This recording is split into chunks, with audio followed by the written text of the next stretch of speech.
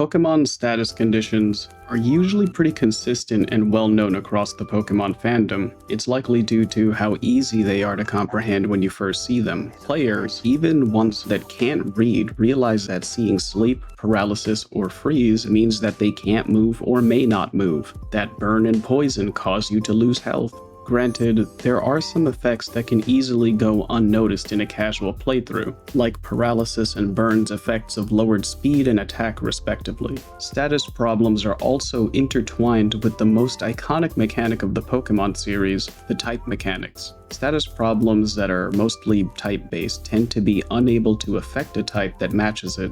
Fire types cannot be burned, ice types cannot be frozen, and poison types cannot be poisoned. Paralysis was always depicted as electric static, but electric types weren't immune since quite a few non-electric moves caused paralysis. I can't imagine how being an electric rat prevents a Snorlax from breaking your spine to paralyze you. In Generation 6, electric types became immune to all paralysis, even having their spine broken. In the same generation, grass gained an immunity to powder moves. They are thematically grass, and the most desirable powder move, Spore, is the sleep move in VGC and singles. Sleep isn't locked to any type. We all sleep, so sleep is more about the method of sedating an opponent at an inopportune time. Historically, abilities did the heavy lifting to negate the methods of putting a Pokemon to sleep. Soundproof Pokemon can't be put to sleep by the method of using sound-based sleep moves like Sing and Grass Whistle. Overcoat would stop the method of using dusts and powders to status them. Overall, all depictions of the status effects in various media tend to follow the general rules for how immunity works in the games. Usually when creative liberties are taken in spin-off Pokemon games, it's only for the effects of the status themselves that is adapted. The rules are reasonably bent but not arbitrarily broken. For example, Pokemon Mystery Dungeon doesn't use the speed stat to determine turn order like it does in normal Pokemon games. The player gets an action, the AI companions get an action, and the enemies get an action. That's always the turn order, so speed just determines how many actions a Pokemon gets in a cycle. Paralysis's speed lowering then completely reduces your actions. It's different, but intuitive enough that the rules are easy to assume or easy to adapt to each time they change. Now what if I told you that there's a Pokemon game out there that not only drastically changes the rules of status, but doesn't explain it, give proper feedback loops, or use any kind of intuitive logic? In fact, I and many others played this game quite a lot and only found out after the game was shut down that status conditions were overhauled this badly. That game is Pokémon Shuffle. Pokémon Shuffle was a free-to-play puzzle game where you had to match tokens to deal damage and knock out a Pokemon. If you played stuff like Bejeweled and other matching games like it, you get the idea. There's a limited number of moves, and the game increases the catch rate for that stage's Pokemon a little for each extra move you had when completing the stage. Since the game was free to play, you had a limited number of recharging plays. Stages could be really challenging because enemies could use disruptions to put blocks, boulders, glass, and all sorts of obstructions on the board to prevent you from dealing damage. Depending on the stage, you could face a board with disruptions already there, 2 disruptions added each turn, and a low number of moves. The player has access to skills which trigger effects like abilities and status conditions would in the mainline games. Every Pokemon has a skill which has a chance to activate when they get their icons matched. The specific rates are different depending on the skill, but there's a general rule that a longer chain of matches will have a higher trigger rate. 3 is the minimum length for a match, so a 4-long chain or a 5-long chain will have a higher trigger rate. So far, all of this is either taught to you in the 11-stage tutorial or something you could notice after playing for a bit.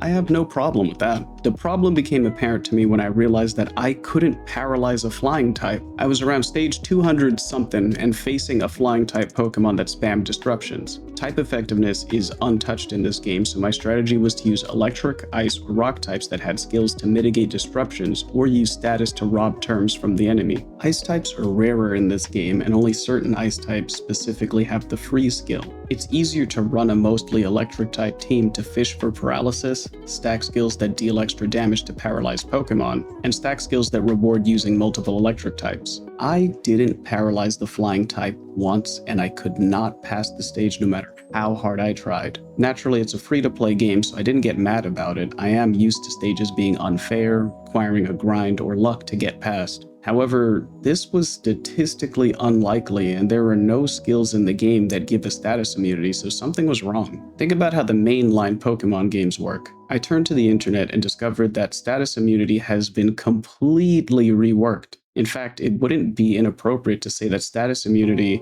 was entirely decoupled from any Pokemon logic. Look at this table from Bulbapedia, and you can immediately see the first problem. Each of the traditional status effects have from 5 to as high as 9 immunities. Let me read this out for the listeners so that it really sinks in. Fighting, Rock, Ghost, Steel, Grass, Ice, Dragon, and Dark are immune to Sleep. Poison, Ground, Ghost, Rock, and Steel are immune to Poison. Dragon, Electric, Fairy, Flying, Ghost, Poison, Psychic, and Steel are immune to Paralysis. Poison, Ground, Rock, Ghost, Fire, Water, and Dragon are immune to Burn. Fighting, Poison, Ghost, Steel, Fire, Electric, Psychic, Ice, and Fairy are immune to Freeze. Ignore Disruption, Delay, and Spooked for now, as they aren't in mainline games. For some of these, I can retroactively say that these make sense and could be a creative reimagining of the type charts, such as Rock or Dragon resisting a burn because they resist fire. When you consider how far they took this without telling you, it becomes basically impossible to know or justify. Why would Poison avoid burns? What do you mean I can't freeze Psychic, Fairy, or Poison? Why is Ghost immune to every classic status effect? Why can't I paralyze the electric, weak, flying types? If they felt status was too strong, they had more effective dials and knobs to adjust that would have been more cohesive. They could have reduced the distribution of status skills, adjusted how long they last, added more health to Pokemon, changed the order of opponents, and so many other things other than ignore 20 years of precedent. There is also basically no feedback for the player to recognize this sooner. When you make such a drastic change, you need to give some breadcrumbs or tell the player. Imagine I tried to use Will-O-Wisp on a fire type in one of the mainline games. If I keep missing, I will get a message telling me that it missed. So obviously there is no burn because I missed. If I keep using it until it hits, I'll get a different message saying, but it failed. This gives feedback that I probably can't burn a fire type. I can learn, even if the message doesn't explicitly say, but fire types can't be burned. If I try to use the move on a Pokemon with water availability, then there's a pop-up to show that the ability interfered. The other spin-off games also give feedback, or at the very least, if they give no feedback, then at least they followed the rules to begin with. In Pokémon Shuffle, damage always hits, but skills have that activation chance I mentioned. You get a message for any triggered skills, but the game does not tell you if a skill can't be triggered or if it had no effect. There is no message saying flying types can't be paralyzed,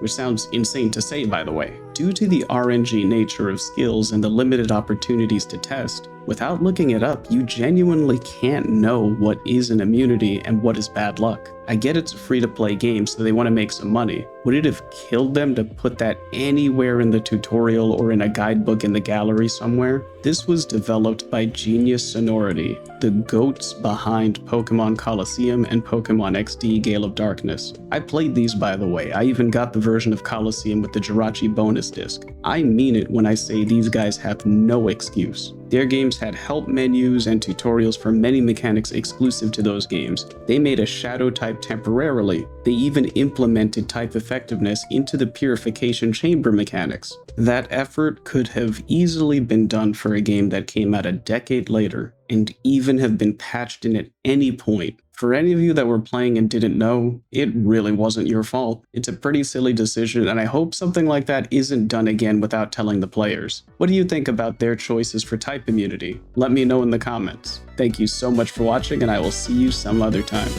Bye.